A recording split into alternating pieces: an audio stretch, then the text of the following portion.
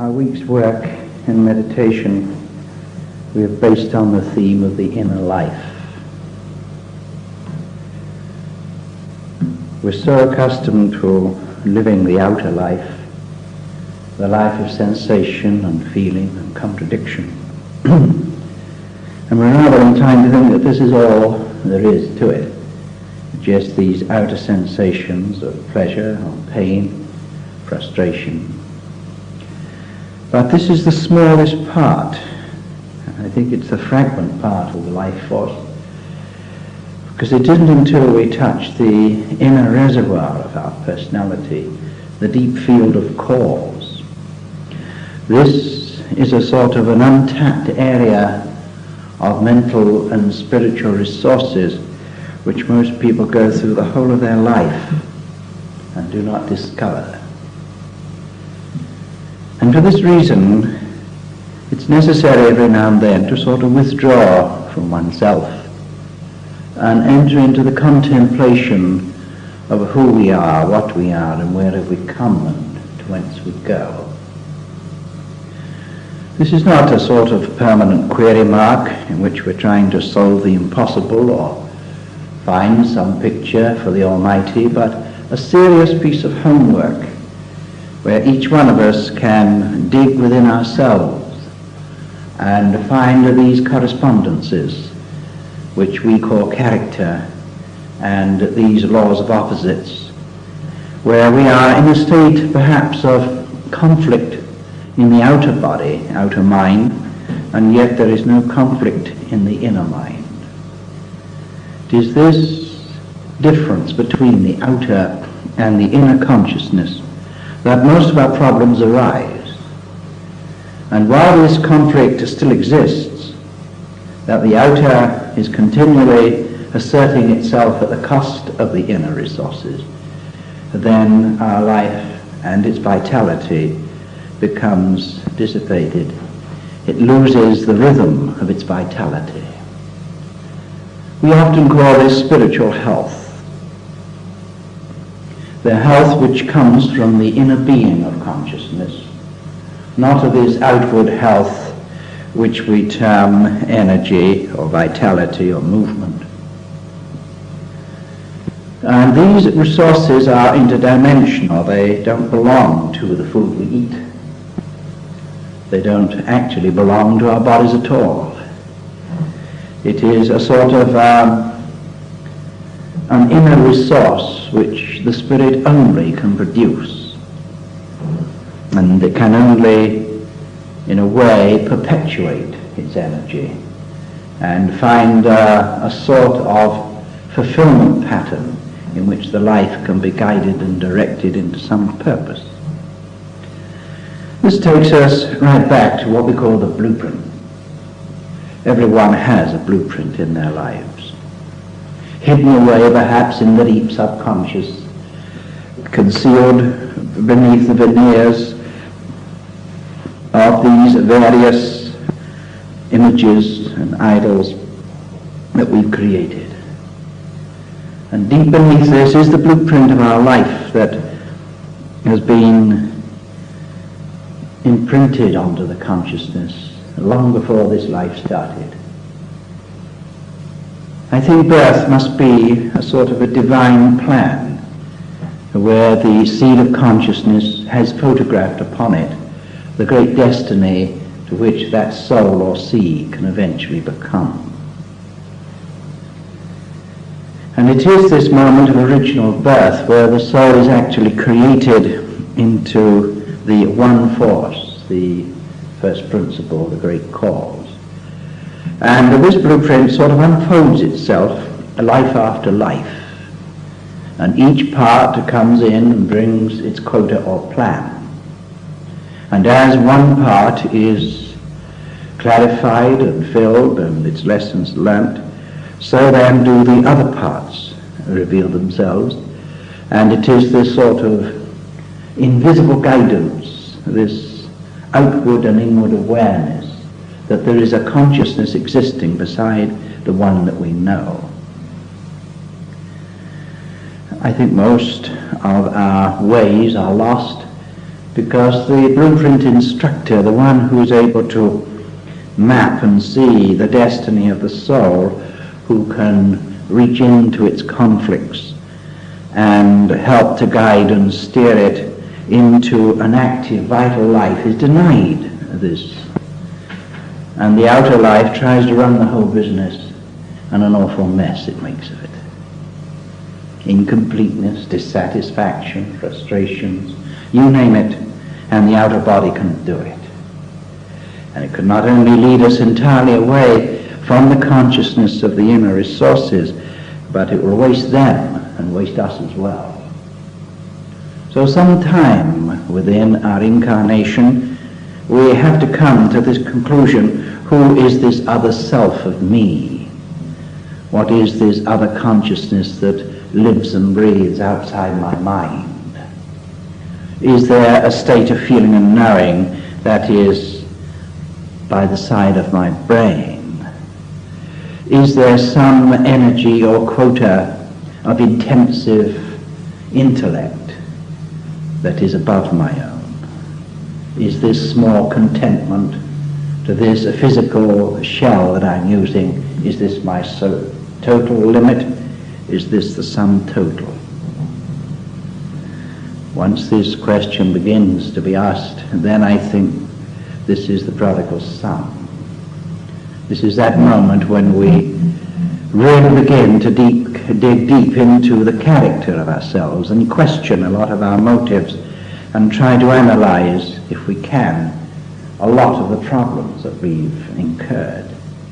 Because most of these problems are purely third-dimensional. They do not exist at a fourth-dimensional level. And as soon as we raise a problem to a fourth-dimensional concept, there is no human problem. Because the higher conscious mind, its wisdom, its a long experience, its higher vision, its wider concepts, sweep into that narrow lane of thought and extend it and give it a new horizon, and in a way it sort of brings us down to size. And we find that life and death, all these things are unimportant. That the value of our physical substance is not something that we judge life, death, and success by either possessions or conditions. We can be in appalling conditions and yet still be happy and contented. We can have no goods at all and yet be full of wealth and happiness and merriment. We could have the finest position in the physical sense of a social status, and yet we can be lonely and miserable, afraid. You see, the contrast is that what is obvious and apparent is very seldom true. And those people who seem to be the most confident and successful, when you get beneath their veneers, you'll find they're frightened people. And what they're trying to do is to exhibit an outer veneer when the inner life is shallow and mean. This is depth. This is the depth of personality, the depth of consciousness. This is just a shallow existence, or is it a deepened experience? These are questions that must come into our lives at some time, and the sooner the better. But it is at this moment, I think, that the long-awaited moment the soul has ached for, the spirit has almost languished for, the moment of recognition.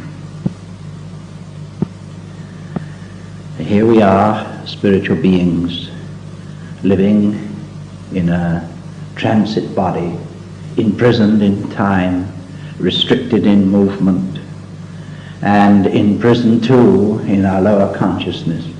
And suddenly the prisoner finds the bars are not the bars of iron, but the bars of their own ignorance and the work which hasn't been done.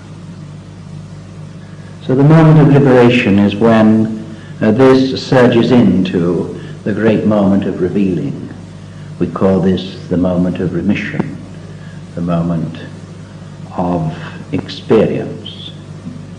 These can be transcendental, they can be human, They can be of great tragedy, or they may be born of great happiness. One can never say how or where this revelation can and will take place, but take place it must. Now, these are the things therapeutically we try to encourage in people, is to use their inner self a little more and their outer self a little less. To tune into the real nature of their consciousness and not be satisfied with this chattering, selfish, insistent small shell that we call us, but to sort of switch on into the inner recesses, the great potencies of the deep wisdom of many lives, to these responses in the karmic depths where we have really achieved much more than we know, reservoirs of wisdom and of knowledge and of skills and even of languages and art. Here lies a great untapped resources, like a sort of a legacy that we didn't know existed, something from heaven, a gift of life. If this week we can turn the searchlight of ourselves upon our inner consciousness, and at the same time forgive ourselves generously, forgiveness for everything we may or may not have done. Let us assume that each day is a new life, and each moment is a new experience. And the past that has flown like the water under a bridge has gone into the great sea of experience. We can't recall it, we can only use it. And the experience we use and apply as sort of tools into a new fashioning. Here then is self-healing. This is the deepening. And as soon as this happens, we begin to relinquish the outer life and all its possessions, its money, its importance, its failures, successes. These things begin to have no meaning at all. The only real meaning is the depth of a person's soul and spirit, the quality of character, the sincerity of their motives, and the reality of themselves. This is the true wealth. If during this time we happen to uncover a few shady things, don't shut the door and run away and think that you've lifted up the drains. And if you happen to touch some tragedy which one hasn't come to terms with, a sister, a brother, a mother, a partner who we haven't forgiven, or if some memory comes jerking up into us and warns us that this is a dangerous thing to do, we've done this before, and where has it led us? Don't let these doubts come back more than you can help, because these are those little twists, the deceits of the outer consciousness which tries to deceive the inner life. Perhaps this is where man invented the Satan and the devil, to find an intermediate between his higher and lower self. That true self of our own personality, the eternal self, and not this temporary thing that we happen to be wearing at the moment. The inner life, then, is the resources from which we live. It carries the blueprint and the instructions written indelibly into the very heart of itself. It came with us when we were born, and it will go with us when we pass. And when we go back and look at the Akashic records, and we can see all our many past lives and the lives to come, we shall view this thing with a much more concern than just life and death.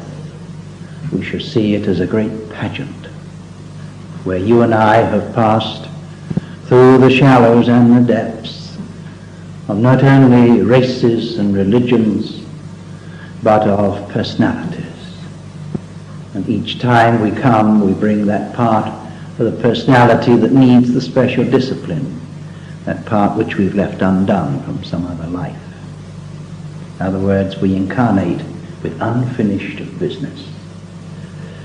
The inner life can handle this, the outer life can't. Give the inner life its chance, it will discipline it, it will clean it and use it, and from it will forge some special tool which we'll be able to use in lives to come. As I was saying this morning to one of you, our strengths are our weaknesses and our weaknesses are our strengths. It is the weaknesses which we need to uncover and develop and to reveal. So the inner life, first of all, is rather an uncomfortable place. It's still a small voice. It brings a sense of consequence, of debt, responsibility. But these things, I think, are the part of the price we pay for being us. These we can learn to live with all their weaknesses, with all their joys, with all their tears. For these don't matter. But therefore, in this inner life, these are the resources. You can be miserable on the physical life and happy in the spiritual life. You can be disturbed in the physical sense, yet in the spiritual sense be contented and not caring, but carrying on with a sort of special inward confidence. And where before the outer world seemed to shake beneath our feet, we're sure inside.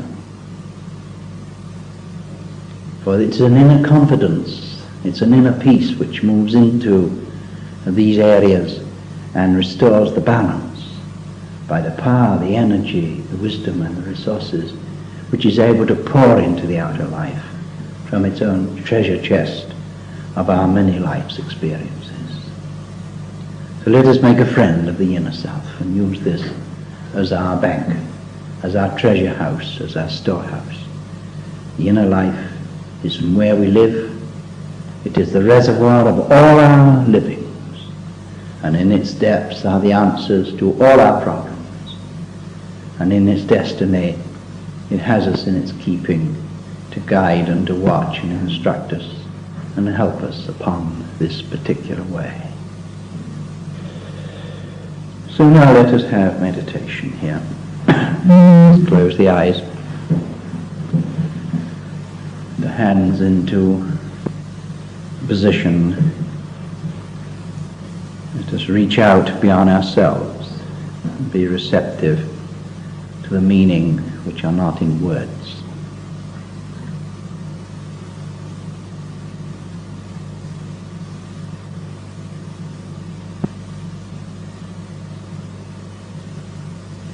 There is an inner life to all consciousness,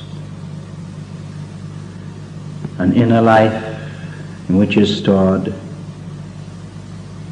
that which is permanent and real and everlasting. In the brown root of a rose plant, in the seed of its bloom is imprisoned the deep knowledge of what it can become. And so from a brown twig,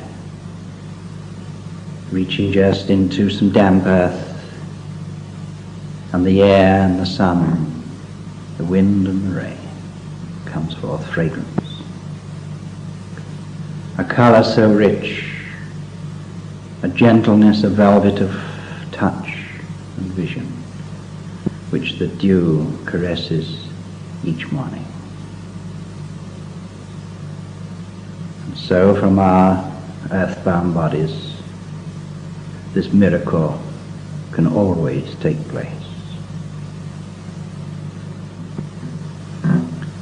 From the outer form, the inner form can fill the life with fragrance. Instill in the mind a color and rhythm and shape and design.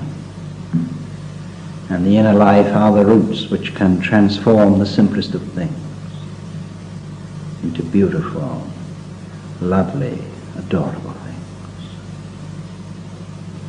as nature transforms from the darkness of the soil to the color of the heavens and brings the fertility of the earth, so does each soul have within it this eternal revelation.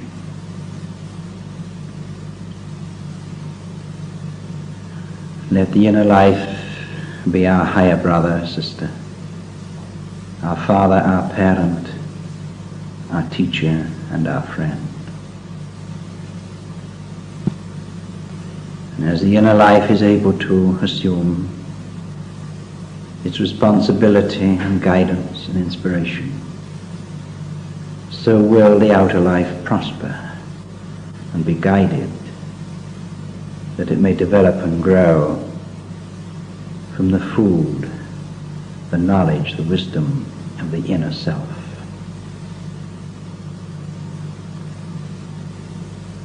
Here is security, here is health. Here is the purpose of birth being transmitted into the conscious mind, that it should react and respond to the experiences of living and become enriched. And as the character and the mind come under the control and guidance of the holy mind, of the inner consciousness, so does purity and grace and wisdom and fragrance bloom in the whole nature of our being. Here then is our master and our friend. Here are the resources of heaven, waiting to pour itself into a pure continent of consciousness, revealing, teaching, guiding and loving to the fulfillment of one life after another, until the great achievement in which we pass the stage of birth and continue into the pure consciousness of the higher realm.